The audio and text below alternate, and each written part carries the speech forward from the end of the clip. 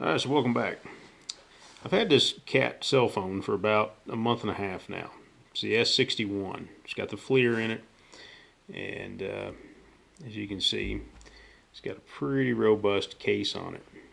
But what I found about most of the reviews online or on YouTube was everybody did like the unboxing therapy or something. Nobody really had a month and a half or 2 month review out there. I do a little bit of logging, truck driving, hauling gravel, splitting wood, bulldozer work, wildland firefighting.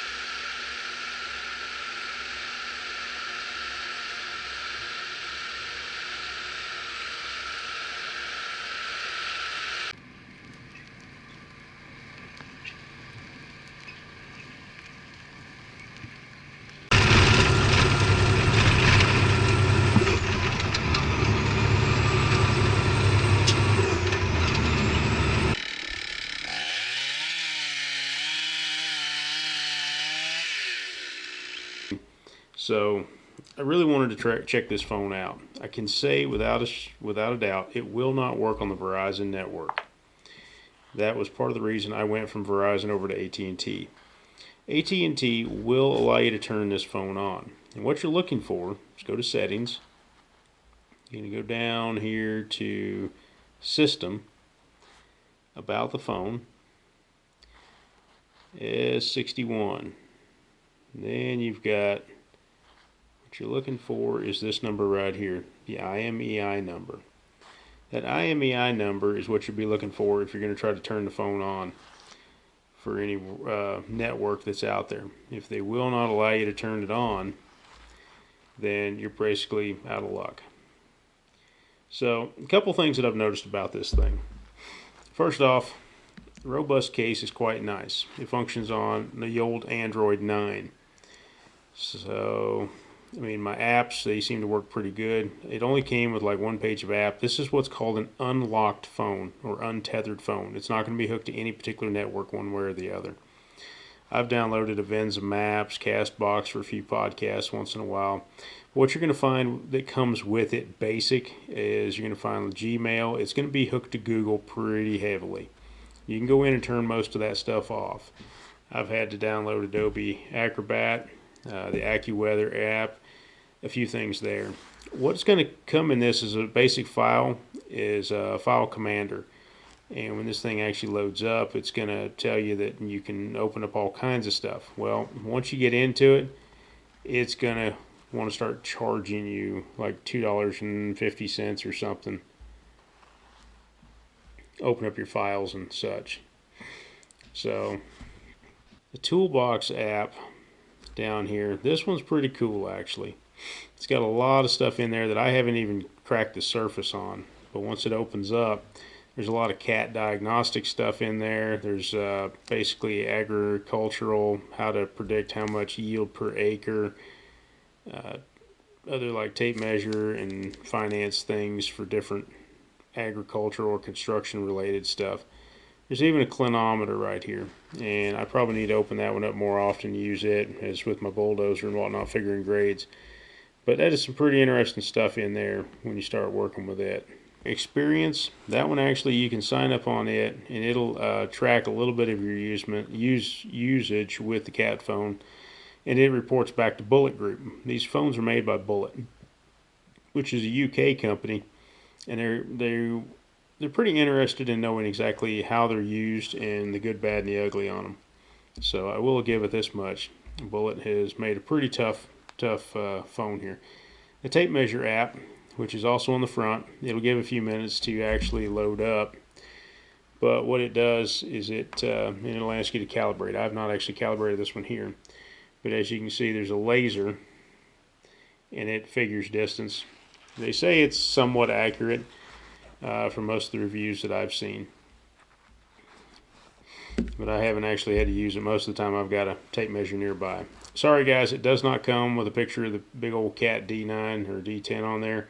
I had to go find that on the internet myself. So battery life, if you look up in this corner here, it says 10%. I haven't charged this phone in almost 4 days. So it has an incredible battery life on it. The selection across the top up here. Of course, you got your auto rotate, and your flashlight is very, very bright, your Bluetooth and all that. Actually, Bluetooth is supposed to be off. That would be part of the reason my battery's been going down a little bit. Keep coming down a little farther. Battery saver.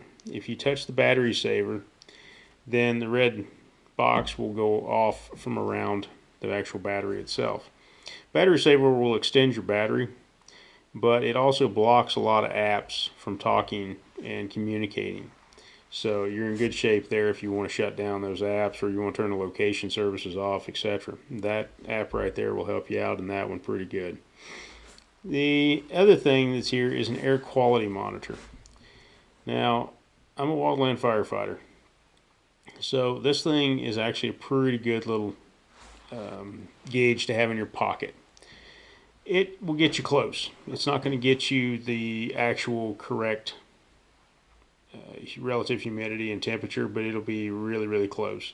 I used it on a fire recently, controlled burn, and it was usually within it was usually off about 10 degrees, and most of that was because it was in my pocket, and the humidity levels were a little bit elevated. But once I pulled it out and set it on the engine seat next to me, or somewhere close by, held it out in the air for a little while, it would usually rest pretty close to what we were pulling off our kestrels and our hourly weathers. RH 23, down 1, wind west-northwest, 10, gust to 15. How copy? Flying west copies weather.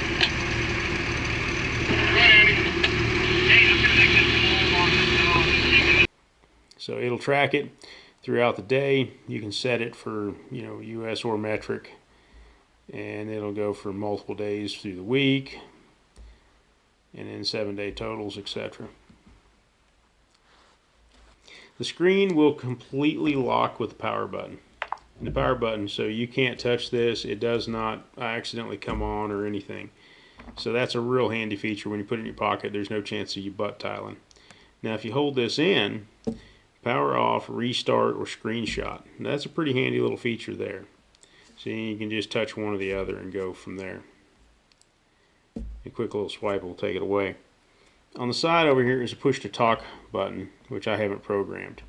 And right now is a pretty good time to bring up. This thing will handle dual SIM cards. So there's a SIM and an SD in here, but all you got to do is call Bullet and they'll set you up with a tray that'll do dual SIMs. So if you're going into a foreign country, or some people that run different numbers for their businesses, you could actually have 2 SIM cards in there, so the same phone would run 2 different numbers if need be.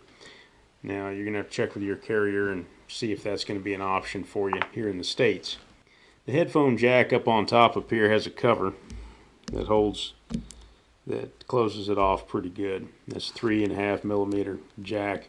What I have noticed, I was running a cheap set of headphones with a mic for talking, doing like a hands-free deal without having to use Bluetooth. And what was strange was I'd plug it in, and then all of a sudden my volume would go up and down on its own, and it would just automatically start going down, or all of a sudden my email would just open up. And what I believe is happening here is that the mic is catching interference, like driving in a vehicle. Somehow the tone levels are the same as what would be, I don't know, binomial code or something. But I also tried using the adapter for the charge port. This is an adapter you'd have to find separately. This is a USB-C, not a USB or micro USB. This is actually USB-C. So when it comes out of the box, you're going to have a wall charger, and you're going to have a little cable. It's going to be a USB-C on one side and a full-size USB on the other. So it's going to plug into your little wall charger, or you can plug it into your automobile adapter. So even using the adapter for the USB-C port, the comms port down there, what I was finding with the headphones there is that they would automatically drop my volume down fairly minimal, and so it still became hard to hear. It has a really good speaker on it as far as amplifying the sound for a call, like a speakerphone, or I'm kind of hard of hearing anyways, and by using this particular phone with the volume for the in-call volume turned all the way up, it does a really good job. Tough, George, I can't speak enough about the Tufts. I've already got a scratch up here. This silver section of the case is actually aluminum. It's not plastic. And the thing weighs quite a bit. So basically, I got it through factoryoutletstore.com. And when I called Bullet, they said that they were an actual cat retailer. And I was able to pick it up quite a bit cheaper than in most locations. I believe I was out the door for about about 660 or 70 bucks, whereas most places were selling them for pretty near $1,000. I had a 30-day trial period that if I couldn't turn it on my network or I couldn't work with it, then I could send it back for a full refund. And again, in the box came the phone, the charger, and the wall charger, the charger cable, and the wall charger. And that's pretty much it. They have an accessory pack where they'll set you up with a blue parrot or kind of like a Bluetooth headset, but all that stuff costs extra. So I was going bare bones at the time, just wanted to see how this would work. So one aggravation that I have seen here is in the contacts section. So it says create new contact here, but if you scroll down, create new contact goes away, and you can't drag it in from the side or anything else. So if I'm going through my contacts and trying to add a new contact in someplace, or I see one that's missing, then I can't just add it in there. So what happens at that point, one of my older phones, it worked quite a bit. It would actually go down with it. So that's kind of one frustration that I've got here. As far as a case goes, the best case that I've found was actually CLC, which is the construction bag group. They've got a pretty decent cell phone pouch for about $8.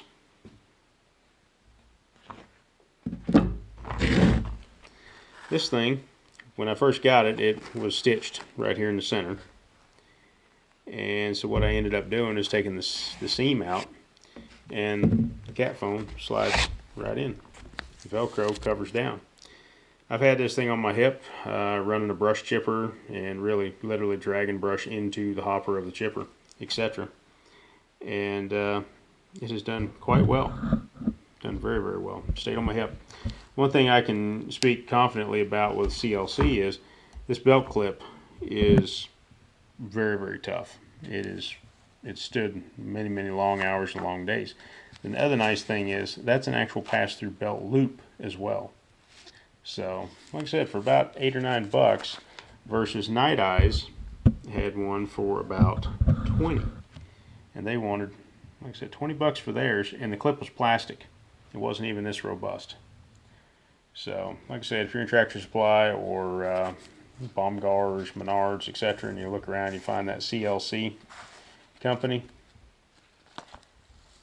they make a pretty good case there.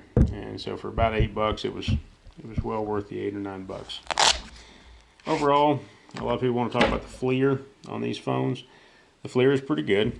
It's not too bad. I've used it on a fire recently.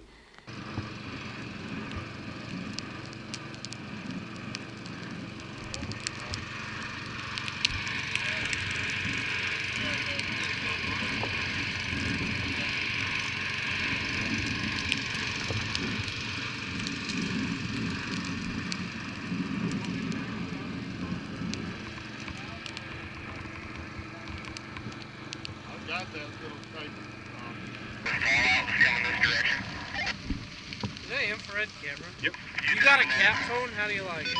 Actually, I like the darn thing. Pretty freaking simple, really. But I mean, as far as infrared goes, like walking up and down through here looking for duffers and all. Yeah. I mean, like, that's our line right there. See those two little spots up there? Yeah. It's warm spots. You can see them right out there.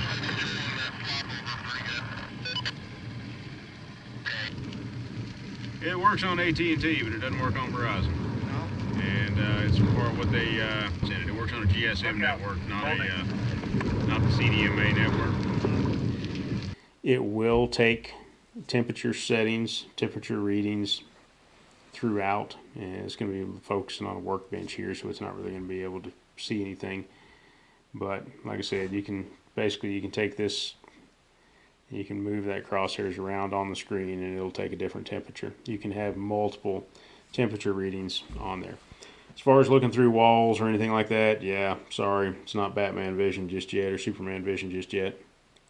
But it has allowed me to find some hot spots in the smoke and grass. There's multiple different applications you can put on there. You can do white hot, lava, rainbow, night. Night mode is kind of interesting. Like I said, you're not going to see much here, but maybe you can see that through the distortion. But it does a decent job of outlining what's in the room at times, and then tells you where the hot and cold is. Sometimes I can get it to pick up on like studs and walls, but sheetrock is its demise. That's the kryptonite. It doesn't want to see through sheetrock very well, obviously so. So it's fairly low grade, but it sort of gets the job done. I was looking at it mostly for wildland fire applications, to where if I was checking a hotline at night, I could then basically pull it out and look and see if I had any hot spots here or there that may flare up and move forward. For the money, I'm a skin flint, so I don't really like paying for a whole lot of much, but I have been fairly pleased with it. It runs, like I said, an older version of Android. It does do an update once in a while. Like, I've had the phone for a month and a half, backed up all my contacts to the Gmail account, which I never use. A month later, all of a sudden my contacts decided to come down just a couple of days ago. So that was kind of odd and typical for this part of the country, being out here in the middle of nowhere. So, but overall, like I said, it's done pretty well for me, and I was able to turn it on AT&T. I know about one or two other guys that have these phones on AT&T, and they've been super pleased with them too. Being as untethered, I don't get all the carrier-specific junk that tries to get forced down. I can tell the apps to turn on and off. I can tell the updates to turn on and off as I want to. So, hope this helped you, because I know I was looking for a real life review when I purchased this one. But like I said, for anybody on the construction side of things, it does a pretty good job as far as being rugged and tough. If you're going to be sitting there playing video games all day long, you're probably going to lock down the processor. If you're wanting to cruise YouTube all the time, you're probably going to lock down the graphics card and processing as well. But for good old-fashioned phone and heavy battery, it's rugged and tough. Speaking of rugged and tough, I have heard about some companies that make a silicone rubber band basically that goes around this to keep from putting scratches and dents in the aluminum. Like, I've already got a couple scratches in there already. It was climbing around the belly dump of a semi and kind of fell out of my pocket one day. But like I said, overall, tough phone. I've been fairly pleased with it, and hopefully it'll give me several years worth of good service.